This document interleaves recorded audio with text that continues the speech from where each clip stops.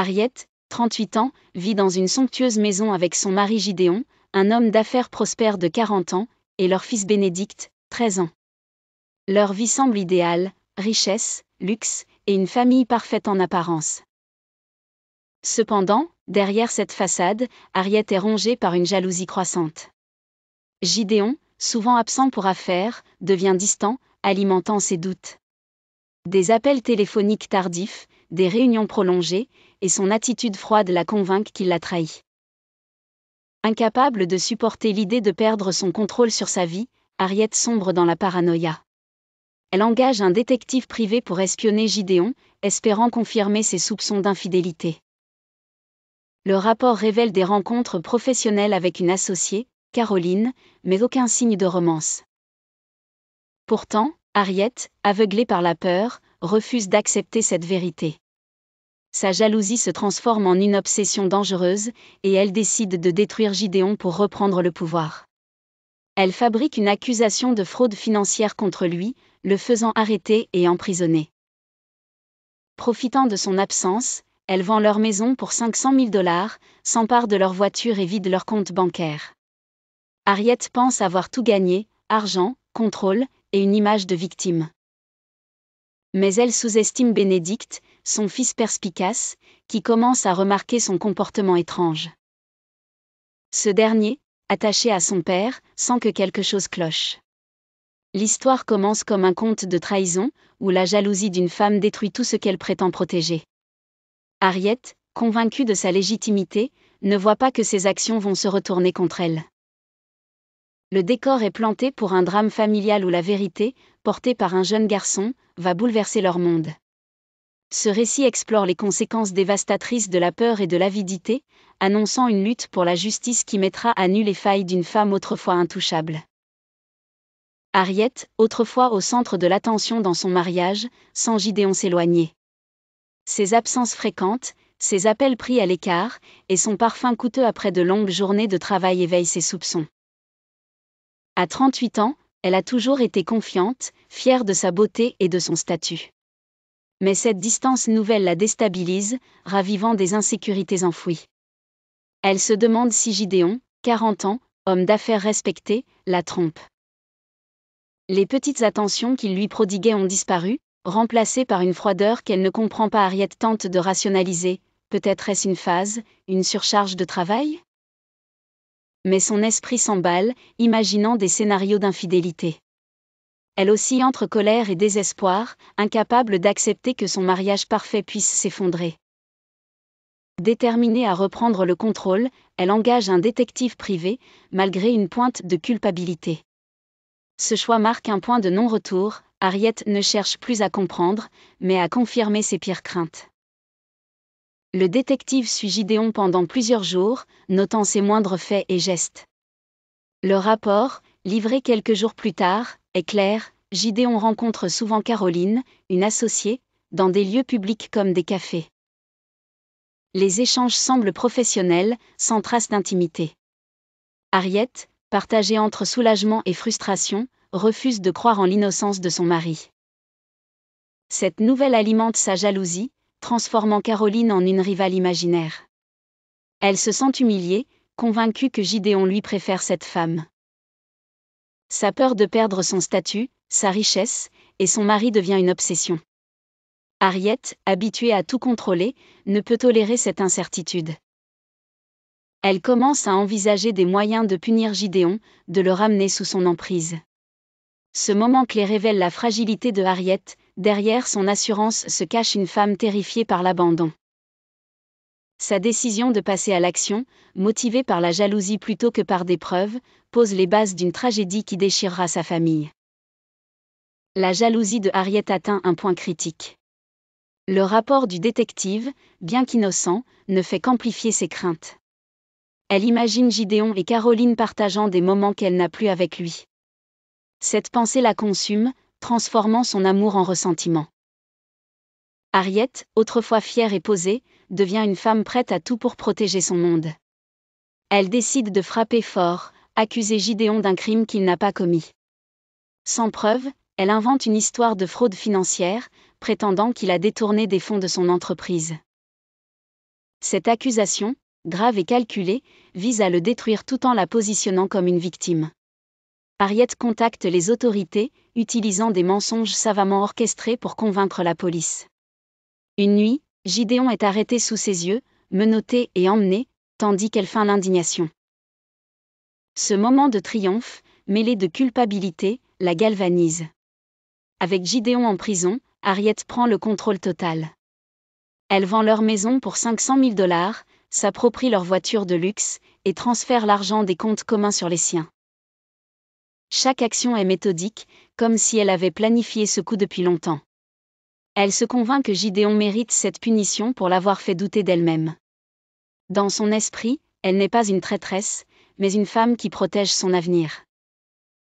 Pourtant, son comportement change, elle devient froide, détachée, même avec Bénédicte. Ce dernier, âgé de 13 ans, perçoit un malaise. Les réponses évasives de sa mère et son attitude calculée éveillent ses soupçons. Harriet, trop absorbée par sa victoire, ne voit pas que son fils commence à douter d'elle. Elle pense avoir tout anticipé, mais Bénédicte, attachée à son père, devient la clé imprévue de sa chute. Cette section met en lumière la transformation de Harriet, d'une épouse jalouse à une manipulatrice déterminée à tout sacrifier pour son propre intérêt. Sa trahison, motivée par la peur et l'avidité, marque le début d'un drame où la vérité finira par éclater. Bénédicte, 13 ans, est un garçon observateur, sensible aux changements dans sa maison depuis l'arrestation de son père. La froideur de Harriet, ses réponses évasives, et son comportement inhabituel le perturbent. Autrefois chaleureuse, elle semble désormais détachée, absorbée par des appels et des réunions mystérieuses. Bénédicte, attachée à Gideon, sent que sa mère cache quelque chose. Déterminé à comprendre, il décide d'agir. Un après-midi, profitant de l'absence de Harriet, il fouille son bureau. Parmi des piles de papier, il découvre des documents choquants, des contrats de vente de leur maison pour 500 000 $, des transferts bancaires massifs.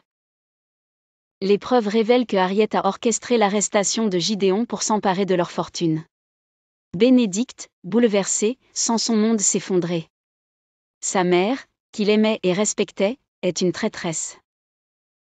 Les documents, avec leurs chiffres froids et leurs signatures méthodiques, témoignent d'une planification minutieuse. Bénédicte tremble en réalisant l'ampleur de la trahison. Harriet a vendu leur maison et volé leur argent par pure avidité. La douleur de cette découverte est écrasante, mais elle allume une détermination farouche en lui. Il refuse de laisser sa mère s'en tirer. Malgré son jeune âge, Bénédicte comprend qu'il doit agir pour sauver son père. Il contacte un avocat, armé des documents comme preuve.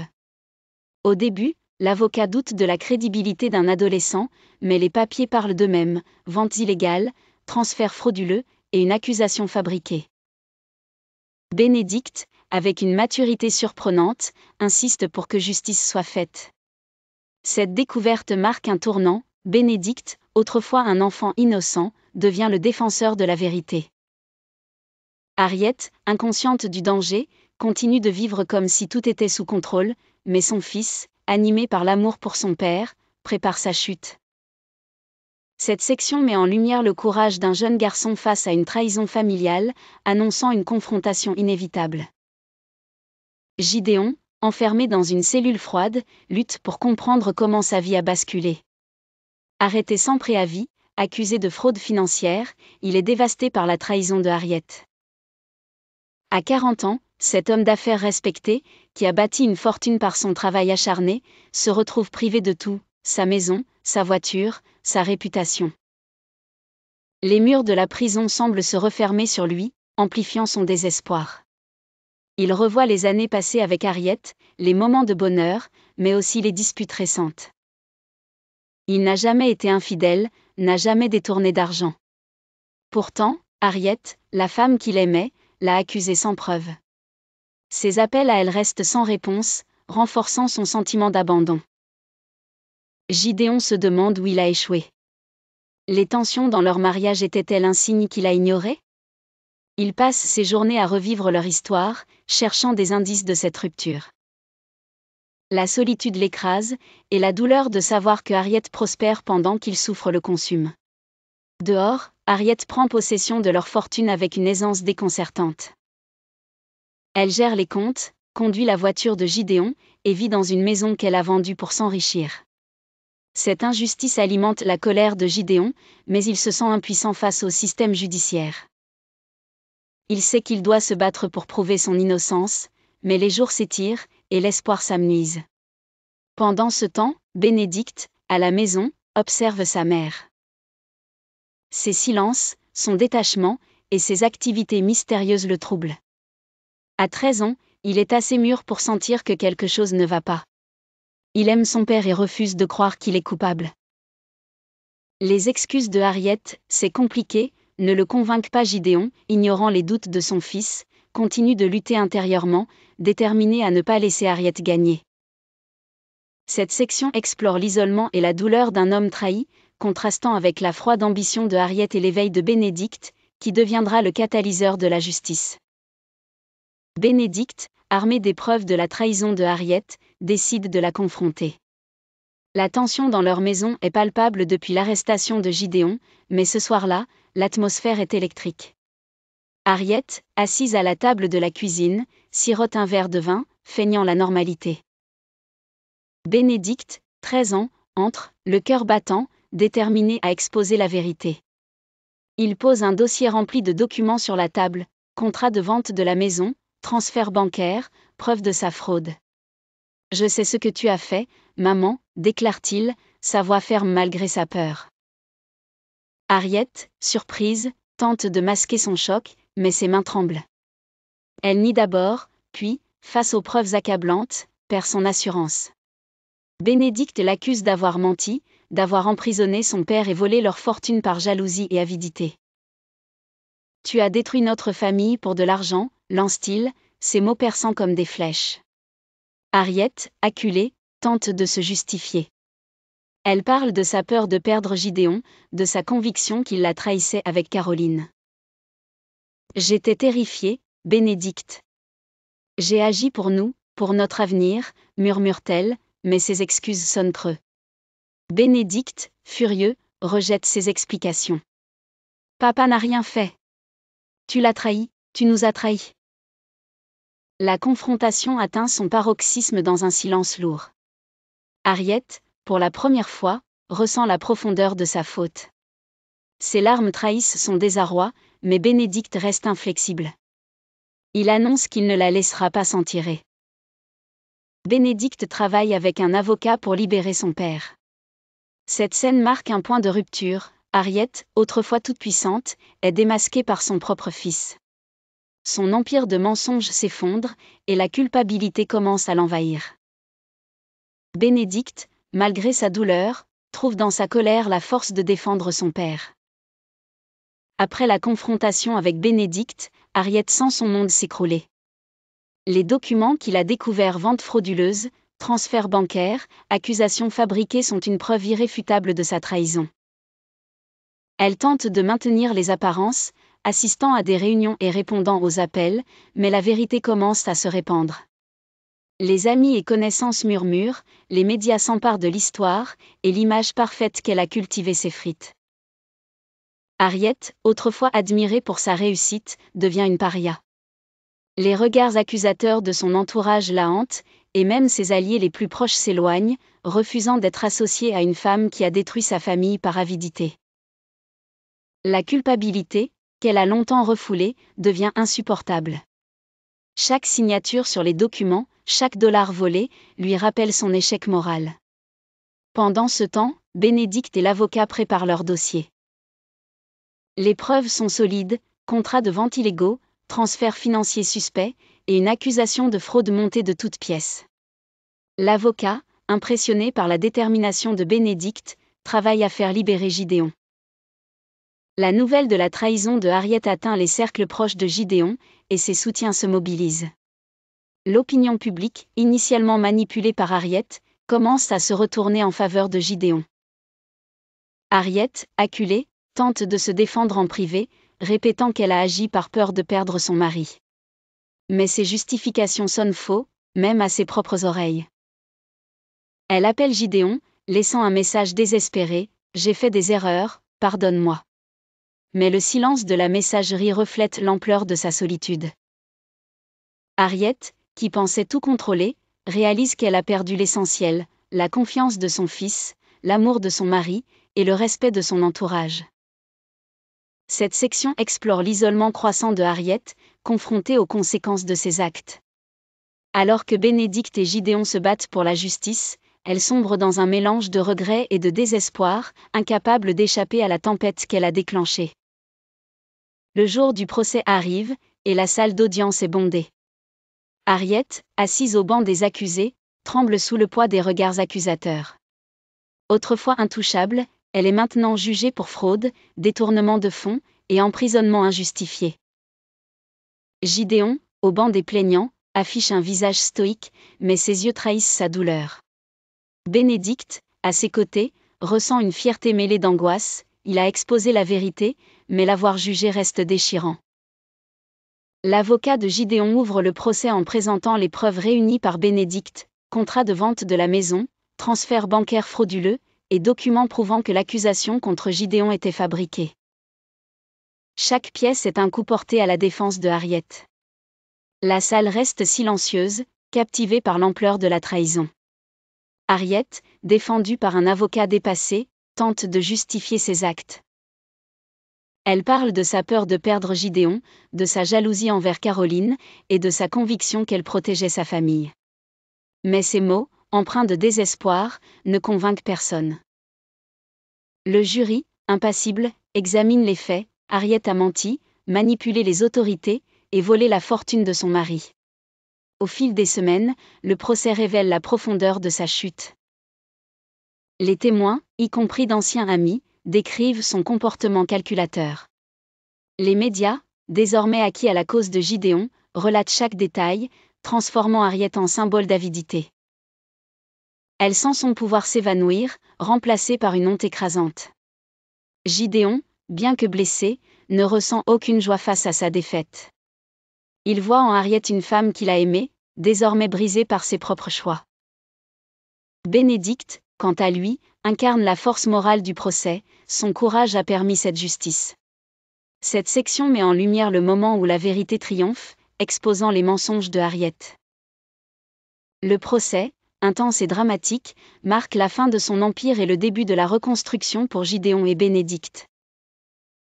Après des semaines de procès, le moment du verdict arrive. La salle d'audience, silencieuse, retient son souffle alors que le juge se lève. Harriet, pâle et tremblante, fixe le sol, consciente que son sort est scellé.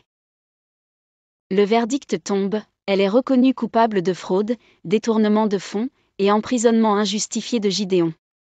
Le marteau du juge résonne, et Harriet s'effondre sur son siège, submergée par la réalité de ses actes. Elle est condamnée à une peine de prison et à restituer l'argent volé. Toute sa richesse, son statut, et son contrôle se sont évaporés. Gideon, assis en face, ne ressent aucun triomphe, seulement une profonde tristesse. Il a aimé Harriet, mais ses choix ont détruit leur famille. Bénédicte, à ses côtés, éprouve un mélange de soulagement et de douleur, la justice est rendue, mais sa mère est perdue pour lui. La salle se vide, et les murmures de la foule suivent Harriet, désormais seule face à sa chute. Dehors, les médias relatent l'histoire d'une femme qui a tout perdu par avidité. Harriet, transférée dans une cellule, confronte l'ampleur de sa solitude. Ses amis l'ont abandonnée, son fils la rejette, et son mari ne lui pardonnera jamais. Elle tente de se raccrocher à l'idée de reconstruire sa vie, mais le poids de ses actes la paralyse. Chaque nuit, elle revoit le visage déçu de Bénédicte, un rappel constant de son échec. Pendant ce temps, Gideon et Bénédicte commencent à rebâtir leur vie.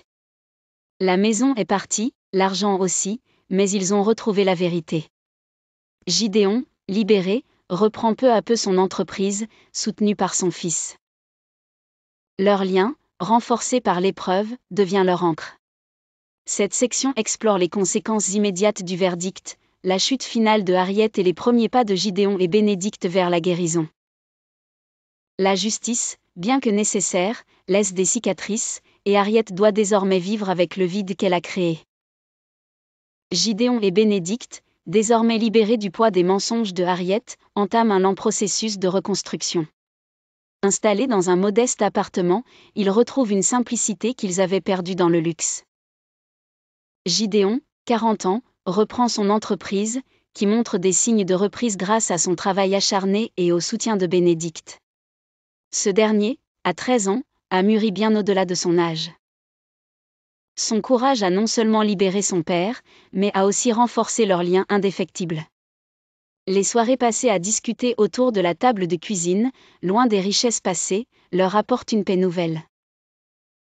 Gideon, bien que marqué par la trahison, trouve dans son fils une source de force. Il sait que le chemin sera long, mais la vérité les a libérés.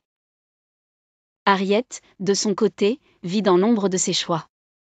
Dans son petit appartement, elle erre dans un silence oppressant. La perte de sa famille, de ses amis, et de sa réputation l'accable. Elle tente de se convaincre qu'elle peut repartir de zéro, mais la culpabilité la ronge. Une nuit, son téléphone sonne, c'est Bénédicte. Sa voix, douce mais ferme, la surprend. « Maman, je ne suis plus en colère. Je ne sais pas si tu pourras te pardonner, mais je veux que tu saches que je te pardonne. » Ces mots, inattendus, percent son armure. Pour la première fois, Harriet entrevoit une lueur d'espoir, bien que fragile. Elle sait qu'elle ne pourra jamais réparer le mal fait, mais cette grâce de son fils lui offre une chance de changer. Le récit se termine sur une note d'espoir teintée de réalisme. Gideon et Bénédicte avancent, unis par leur résilience, tandis que Harriet, confrontée à ses erreurs, entame un chemin incertain vers la rédemption. L'histoire illustre une leçon universelle. La jalousie et l'avidité détruisent, mais la vérité et le pardon peuvent ouvrir la voie à la guérison, même après les pires trahisons.